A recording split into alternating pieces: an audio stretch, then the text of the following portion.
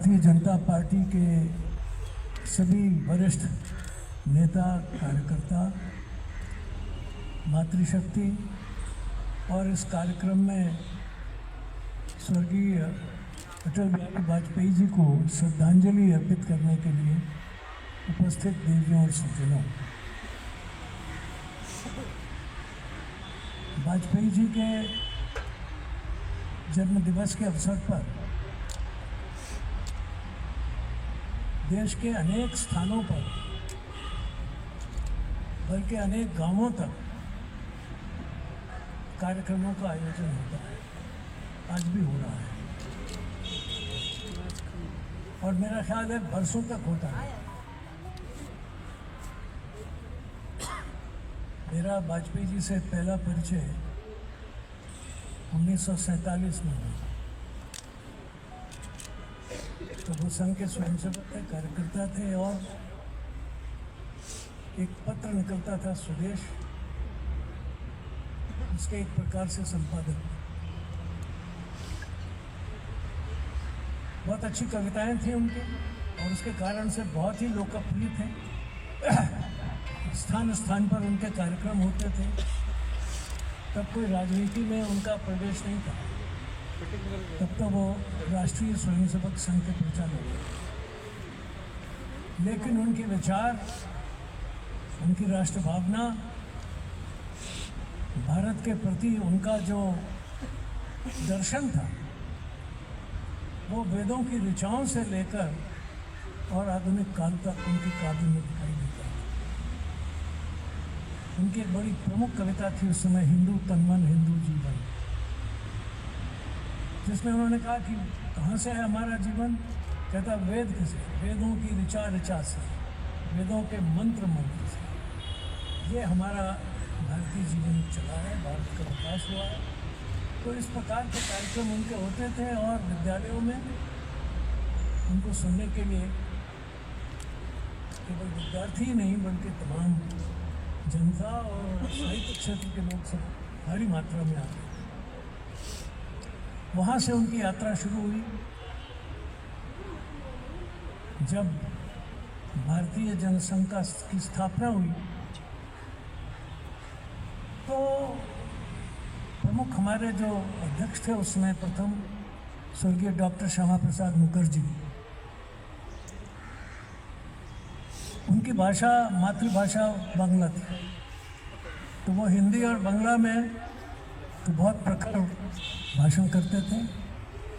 और डॉक्टर मुखर्जी अपने ज़माने में सबसे नौजवान वाइस चांसलर भी बने थे और पहले व्यक्ति थे जो पिता वाइस चांसलर और पिता के बाद तत्काल पुत्र वाइस चांसलर। और बड़ी उनकी प्रतिष्ठा थी, बहुत उनका सम्मान था। बंगाल के वो एकमात्र उस समय नवोदित राजनीति के क्षेत्र में, उस काल में जबकि मुस्लिम लीग और बाकी लोगों का एक बार नया प्रकार का राजनीतिक आंदोलन शुरू हुआ था, जो अंत में आगे चलकर जिस देश का विभाजन कर रहे हैं। तो डॉक्टर मुखर्जी उस समय से भारत की राजनीति में थे और वो हिंदू महासभा के भी अध्यक्ष थे। बाद में वो जवाहरलाल जी की कैबिनेट में थे। वहाँ उनका मतभेद हुआ, खासतौर पर बंगाल में होने वाली घटनाओं को लेकर के, और ख़ासतौर पर जो आज पूर्वी बंगाल में उसे पूर्वी बंगाल कहा जाता था और आज के बांग्लादेश की जो घटनाएं हैं उनको लेकर उस समय भी उनका मतभेद हुआ था। और वो भारत उनके साथ जाएंगे क्योंकि बंगाल के बाहर तो ज़्यादातर लोग बांग्ला को नहीं समझते थे और इन क्षेत्रों में, दक्षिण की बात तो छोड़ दीजिए, ज़्यादातर लोग हिंदी समझते थे। तो अटल जी की भाषा और हमारे स्वर्गीय श्यामा प्रसाद मुखर्जी के भाषण और विचार, उसने एक नई क्रांति पैदा कर दी थी लोगों के लिए और लगा लोगों को कि एक नई चीज़ पैदा हो रही है। तो अटल जी ने समय से शुरू किया, फिर वो राजनीति में आए, सीधी राजनीति में, और संसद के सदस्य भी बने। संसद सदस्य बने तो उनकी निगाह केवल इस पर नहीं थी कि वो एक सांसद बने, बल्कि उनकी निगाह ये थी कि वो एक बड़ी विचारधारा का प्रतिनिधित्व करने के लिए संसद में भेजे गए। और उनके भाषण और उनकी प्रगल्भता को और उनकी बुद्धिमत्ता को देखकर एक दिन जवाहरलाल नेहरू ने कहा कि इस नौजवान के ऊपर निगाह रखिए, ये कभी भारत का प्रधानमंत्री बनेगा। तो इस प्रकार के अटल जी थे, बहुत नौजवान थे उस समय। 1952-54-55 के समय के अटल जी को और आज के अटल जी को जानना ज़रा मुश्किल है। आप में से तो कोई समझ नहीं सकते थे उनको, लेकिन हम तो उनको तब से उनकी यात्रा को देखें। तो अटल जी ने एक राजनीति में भी, संसदीय परिपाटियों में भी और देश की विचारधारा को लेकर के भी एक, मैं समझता हूँ, कीर्तिमान कार्य किया।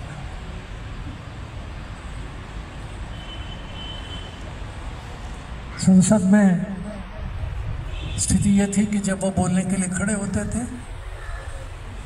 तो जो लोग कहीं बाहर सेंट्रल हॉल में बैठे हों तो वो भी उपस्थित हो जाते थे आगे, भाई अटल जी को सुनना, वो क्या बोल रहे हैं,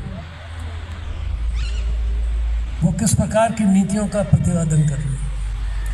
और यही हाल जब वो सार्वजनिक सभाओं में बोलते थे तो लोग दौड़े हुए आते थे कि अटल जी की सभा है, चलो, हजारों की संख्या में। और तब लोग लाए नहीं जाते थे, तब लोग आते थे। ये फर्क हो गया आज की राजनीति में और अटल जी के ज़माने की राजनीति में। हमने कभी नहीं सुना कि लोग लाए जा रहे हैं। केवल ये होता था कि आज अटल बिहारी वाजपेयी जी की सभा है, अखबार में निकल जाता था और लाउड स्पीकर से प्रचार हो जाता था। लेकिन मैंने देखा कि लोग दौड़ते हुए आते थे, माताएं, बहनें, बच्चे, बूढ़े, अटल जी की सभा। ये जो एक आकर्षण था और जो उनके प्रति लोगों में एक श्रद्धा थी, वो इसका अनुभव तभी आप समझ सकते थे जब आप देखते कि हजारों की तादाद में लोग उनको सुनने के लिए चले आ रहे। ये व्यक्ति की तेजस्विता थी, उनके अपने का तेज था, उनकी भारत माता के प्रति जो श्रद्धा थी, उस सब का ये परिणाम था कि ऐसा होता है। संसद में उनका व्यवहार हमने कभी नहीं देखा कि संसदीय मर्यादाओं के विरुद्ध हो। और ये निश्चय कर लिया गया था उस समय कि सारे भारतीय जनता पार्टी के और बाद में, मैं पहले भारतीय जनसंघ और बाद में भारतीय जनता पार्टी के सांसद ये नियमों के अनुसार चलेंगे और संसद के कूप में, वेल में नहीं जाएंगे। और इसका पालन हम लोगों ने किया। एक बार परिस्थिति ऐसे आई कि लोगों ने बड़ी उत्तेजना थी और वो चाहते थे कि संसद के उसमें भवन के कूप में जाएं, अंदर वेल में जाएं। उस समय मैं पार्टी का प्रेसिडेंट था। लोगों ने मेरे से कहा कि आज तो आप हमें जाने के आदेश दे दीजिए। तो अटल जी ने मुझसे कहा, अध्यक्ष जी अब आप बताइए, ये लोग तो बहुत उत्तेजना में हैं। मैंने कहा आप इनको शांत करिए, क्योंकि नियम तो बना चुके हैं कि हम इसमें नहीं जाएंगे, अंदर कूप में नहीं जाएंगे। और मैं अध्यक्ष हूँ तो मेरे सामने तो धर्म संकट है। सारे सांसद कह रहे हैं कि आप हमको आदेश दीजिए, हम वहाँ जाएँ। और आपने जब आप अध्यक्ष थे तो ये तय कर दिया था कि यहाँ कोई भी अंदर नहीं जाएगा, उसमें अपने सीट पर खड़े होकर, अपने आसंदी पर खड़े होकर के ही बात करेंगे। तो मैं आपसे ये अनुरोध करूँगा कि एक बार आप खड़े हो जाइए ज़रा, तो सब लोग समझ जाएंगे। कोई नहीं गया कूप में, बड़ी शांति के साथ सब लोग अपने अपने स्थान पर खड़े हुए। तो ये थी उनकी प्रतिभा और उनका अनुशासन के प्रति। अभी जब मैं आ रहा था यहाँ से तो कुछ बंधु रास्ते में आए, तो मैंने उनको टोका था, क्योंकि आज आप यहाँ अटल जी की जन्म शताब्दी मनाने के लिए आए, तो अनुशासन का पालन जैसा अटल जी ने सिखाया, उस अनुशासन को पालन करना ये भी हमें सीखना चाहिए।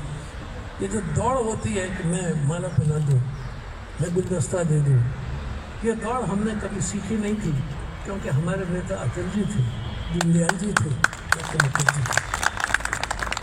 और मैं आप सबसे कहूँगा, अनुशासन ये बहुत महत्वपूर्ण है और अटल जी ने जीवन पर्यंत इसका पालन किया। किसी ने एक बार सभ्य भाषा का प्रयोग भी किया, तो अटल जी ने कहा कि देखो भाई, मैं एक बात की चुनौती देता हूँ कि यदि मेरे बारे में, मेरी देशभक्ति के बारे में, मेरे अनुशासन के बारे में यदि आपको कुछ कहना हो तो आप घटनाएं बता के बताइए, मुझे इंगित करके बताइए, मैं उसी समय माफ़ी मांग लूँगा। और मैं जानता हूँ कि पिछले तमाम जितने भी दशकों में वो संसद में रहे, चाहे सांसद के रूप में, विदेश मंत्री के रूप में या प्रधानमंत्री के रूप में, कोई ऐसा प्रसंग आया ही नहीं कि जिसमें किसी ने अटल जी के ऊपर आक्षेप किया हो। जब वो एक बार सरकार हार गई थी, तो उस समय भी जो उनका भाषण था, भाषण करने के बाद उन्होंने कहा कि अब सभापति महोदय, अब मैं अपना त्याग पत्र देने के लिए राष्ट्रपति के पास जा रहा हूँ। कोई हल्ला गुल्ला नहीं, किसी प्रकार का उसमें द्वेष नहीं, विद्वेष नहीं, किसी प्रकार की टीका टिप्पणी नहीं। उन्होंने कहा कि हमारे साथियों ने हमारा साथ देना उचित नहीं समझा, अब हम हार गए हैं, इसलिए अब हम त्याग पत्र देते हैं। ये शालीनता, ये सौम्यता, ये दृढ़ता, ये अटल जी ने सारे देश को सिखाई, सारी राजनीतिक पार्टियों को सिखाई। हमें उनके इस आचरण को सामने रखना चाहिए, देखना चाहिए।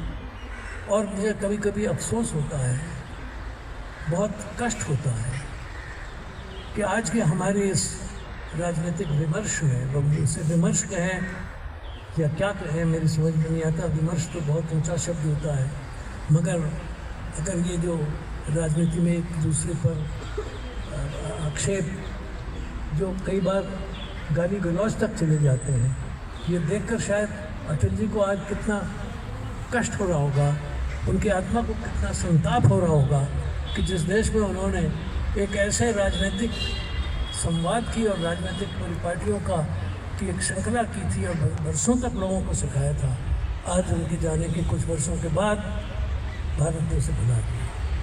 ये विचार, ये विमर्श कायम रहना चाहिए, बात ज़रूर होनी चाहिए, टीका टिप्पणी भी होनी चाहिए, विरोध भी होना चाहिए, लेकिन उसके साथ साथ शालीनता और उसके साथ साथ अनुशासन और उसके साथ साथ गंभीरता, ये कायम रहनी चाहिए।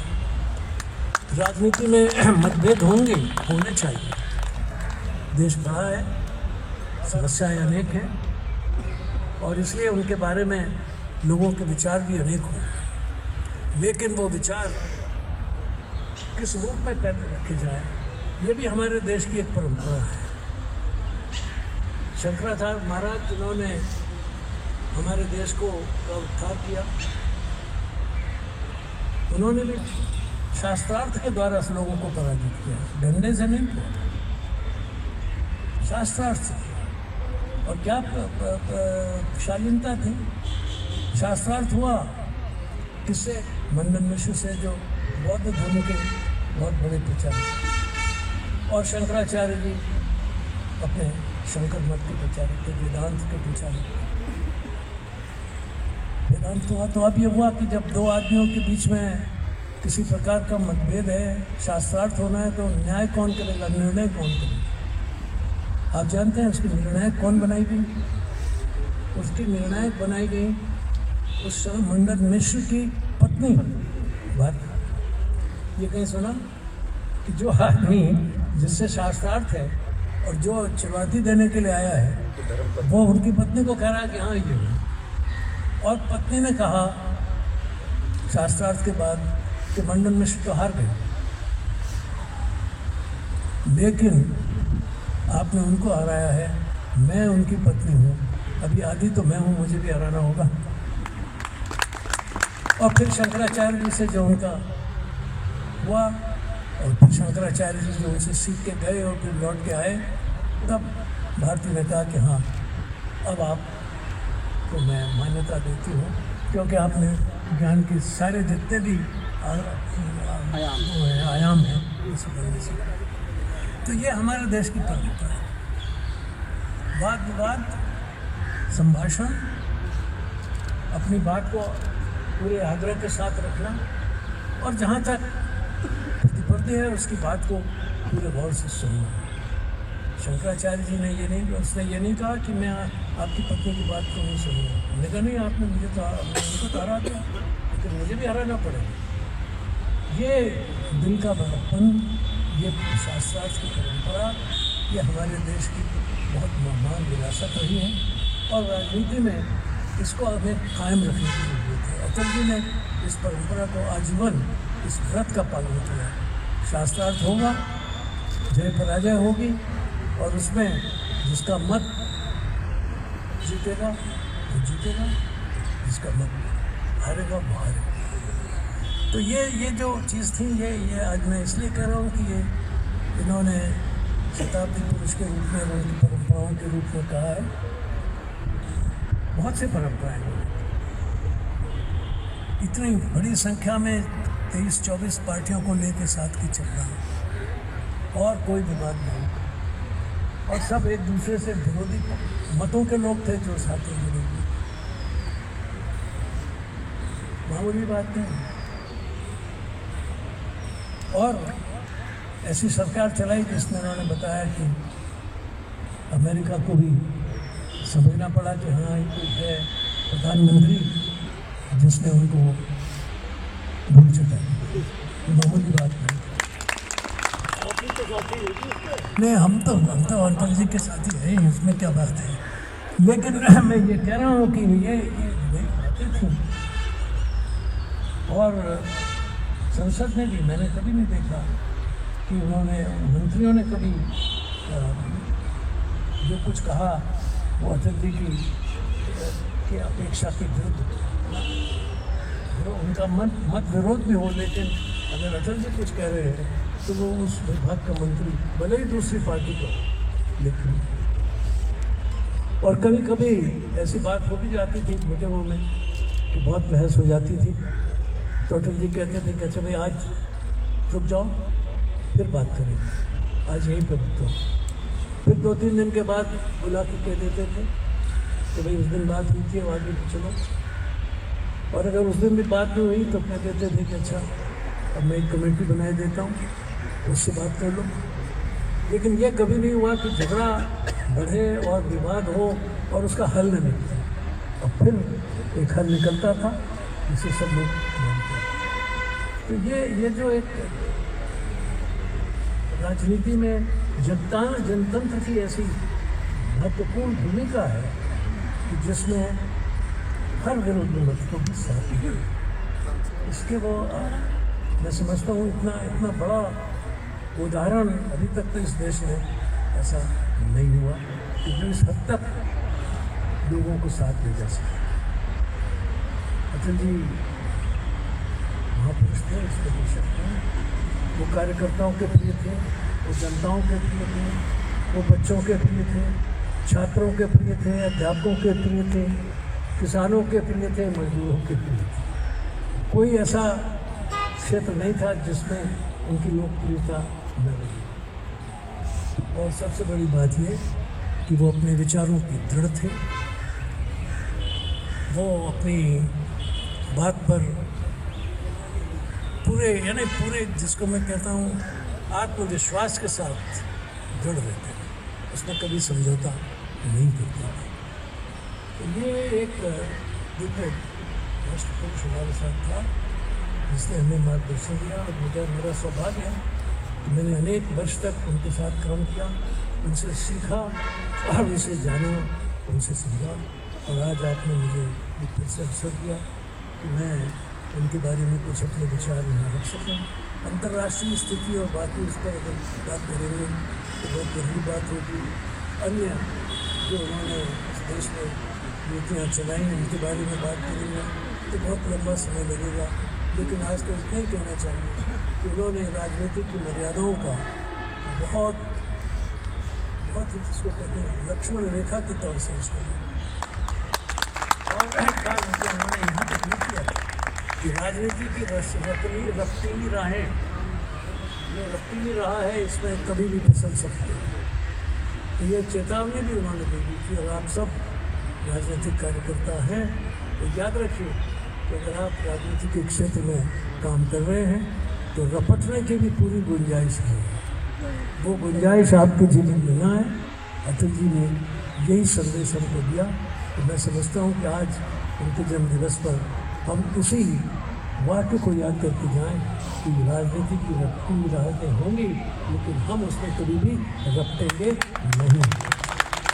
मेरी श्रद्धांजलि और आप सबको मेरा नमस्कार। देखिए भाइयों, जिन लोगों के फोटो नहीं हुए हैं वही, जिनके फोटो हो गए सबके मिल जाएंगे, जिनके फोटो नहीं हुए हैं वो इधर से आए और शांति से डॉक्टर साहब को प्रणाम करते हुए अपना फोटो सेशन करा लें। जब जब घिरे अंधेरे गहरे हमने तुम्हें